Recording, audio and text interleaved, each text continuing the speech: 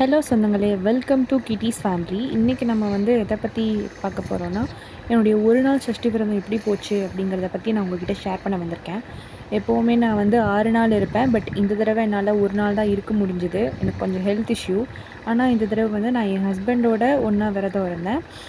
அன்றைக்கி காலையில் பார்த்திங்கன்னா நான் வந்து 4 மணிக்கெலாம் எழுந்திரிச்சிட்டேன். எழுந்திரிச்சிட்டு குளிக்கிறதுக்காக சுடுதண்ணி வைக்க போயிட்டேன்.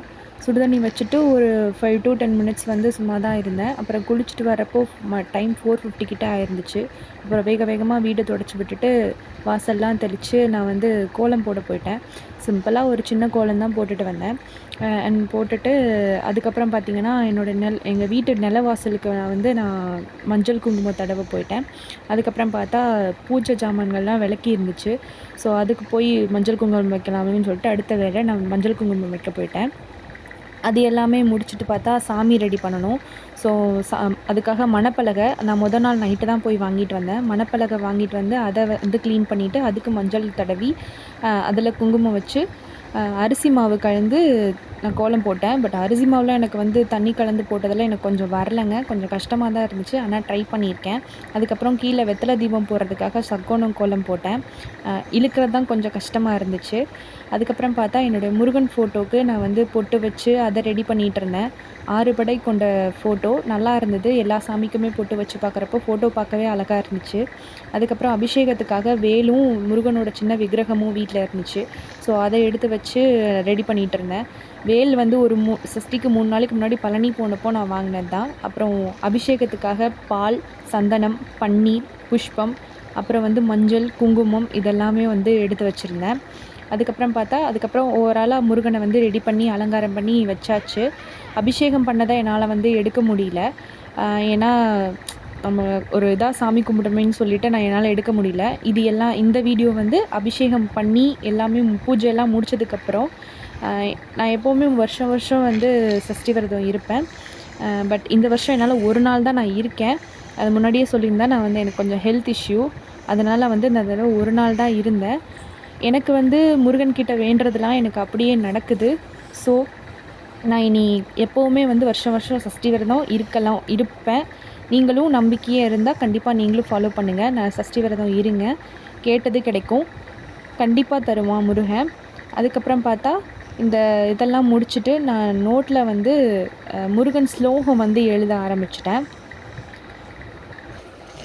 அன்றைக்கி ஷஷ்டி அன்றைக்கி வந்து எப்போவுமே 36 தடவை கந்த சஷ்டி சொல்லணுன்னு சொல்லுவாங்க. பட் நான் ஒரு தடவை சொல்லிவிட்டு நோட்டில் இந்த சரவணபவ இந்த 6 எழுத்தை வந்து நான் ஒவ்வொரு எழுத்தை முன்னாடி போட்டு வந்து எழுத ஆரம்பிச்சிட்டேன்.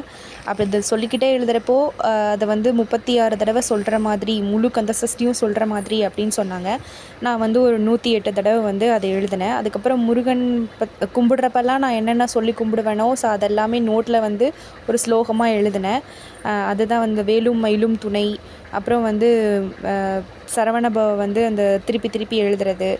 அப்புறம் வந்து 4:30க்கு மேலே சூரசம்ஹாரம் லைவ் போயிட்டு இருந்தது. அது நான் பாலிமர் நியூஸில் பார்த்துக்கிட்டே ஒரு 4:30க்கு மேலே 4:30 to ஒரு 5:40 டைம் பார்த்திங்கன்னா தெரியும். 5:40க்கு வந்து சூரசம்ஹாரம் வந்து கம்ப்ளீட் ஆயிடுச்சு. அதுக்கப்புறம் அது முடிஞ்ச உடனே அடுத்து மறுபடியும் நம்ம பூஜைக்கு ரெடி பண்ணணுமேனு சாமி வச்சதை வந்து நான் க்ளீன் பண்ண வந்துட்டேன். இது காலையில் வச்சுருந்தது. ஸோ அதெல்லாம் வாஷ் பண்ணிவிட்டு மணப்பலகையை வாஷ் பண்ணி செஞ்சு மறுபடியும் அதை க்ளீன் பண்ணி அதுக்கப்புறம் மறுபடியும் போய் அதுக்கு கோலம் போட்டு எல்லா வேலையுமே செஞ்சேன். அதுக்கப்புறம் அது எல்லாமே மணப்பலகை இதெல்லாமே ரெடி பண்ணிவிட்டு நான் போய் குளிக்க போயிட்டேன். குளிச்சுட்டு வந்து நம்ம சாமி எடுத்து வச்சு அலங்காரம் பண்ணலாமே அப்படின்னு சொல்லிட்டு காலையில் போட்ட மாதிரி தான் சக்கோணம் கோலம் போட்டுட்டு குளிக்க போயிட்டேன். குளிச்சுட்டு வந்து நான் சாமி ரெடி பண்ணி மறுபடியும் பூஜை பண்ணி சாமி கும்பிட்டு அன்றைக்கி விரதத்தை முடிச்சிட்டேன். நெய்வேத்தியமாக நான் என்ன வச்சேன் அப்படின்னு கேட்டிங்கன்னா பாயாசம் செஞ்சு வச்சேன். ஸோ பாயாசம் வந்து நான் நெய்வேத்தியமாக வச்சு அன்றைக்கி ஈவினிங் வந்து நான் பூஜை பண்ணி முடிச்சிட்டேன். இந்த மாதிரி எல்லாருமே வந்து பாயாசம் வைக்கணும்னு அவசியம் இல்லை. அவங்கவுங்களுக்கு என்ன இஷ்டமோ அதை வந்து நம்ம சாமிக்கு வந்து படைச்சிக்கலாம். அதை முடிச்சுட்டு அப்புறம் நான் வந்து நைட்டு வந்து எங்கள் ஊரில் மாதாப்பூர் கிட்டே வந்து பல்லடம் மாதாப்பூரில் வந்து முத்துக்குமார சுவாமி மலை அப்படின்னு சொல்லிட்டு ஒரு கோவில் இருக்குது. ஸோ அங்கே வந்து நாங்கள் கிளம்பிட்டோம். அங்கே வந்து ரொம்ப விசேஷமாக இருக்குமாட்டிருக்கு. நான் 4 வருஷம் ஆச்சு. பட் நான் வந்து சஷ்டிக்கு இந்த தடவை தான் நான் அங்கே வந்து போயிருக்கேன். ஸோ அன்றைக்கி நைட்டு வந்து போனோம். சரி கூட்டமாக இருந்துச்சு. கிட்டத்தட்ட 1.5 கிலோமீட்டருக்கு முன்னாடியே பார்க்கிங்லாம் கார் நிறைய நின்றுட்டு இருந்தது. நாங்களும் வண்டியை விட்டுட்டு கோயிலுக்குள்ளே நடக்க ஆரம்பிச்சிட்டோம். முன்னாடியே நிப்பாட்டிட்டு நாங்கள் கோயிலுக்குள்ளே நடக்க ஆரம்பிச்சிட்டோம். சரி கூட்டமாக இருந்துச்சு. கடைலாம் பார்த்தா அதிகமாகலாம் இல்லை, ஒரு 4-5 கடைகள் மட்டும்தான் டாய் ஷாப்லாம் இருந்துச்சு. அதுக்கப்புறம் பார்த்திங்கன்னா உள்ளே சாமி பார்க்குறதுக்கு ரொம்ப பெரிய லைன் இருந்தது. இது எல்லாமே லைனு தான். இது கோயில் ஒரு இடத்துல இருக்குது, லைன் ஒரு இடத்துல இருக்குது. பார்த்திங்கன்னா தெரியும், ரொம்ப பெரிய லைனாக தான் இருந்துச்சு. கூட்டமும் ரொம்ப சரியான கூட்டம். நான் இவ்வளோ எக்ஸ்பெக்ட் பண்ணவே இல்லை இங்கே இவ்வளோ கூட்டம் வரும்னு. அதுக்கப்புறம் நாங்கள் ஒரு லைனில் நின்றுட்டோம். லைனில் எடுத்துட்டா பாப்பாவும் அவங்க அப்பாவும் 2 பேரும் வந்து கொஞ்சிட்டு விளையாடிட்டு இருந்தாங்க. அது பார்க்க க்யூட்டாக இருந்துச்சு. ஸோ அதை நான் வந்து கேப்சர் பண்ணி இதில் ஜாயின் பண்ணிட்டேன்.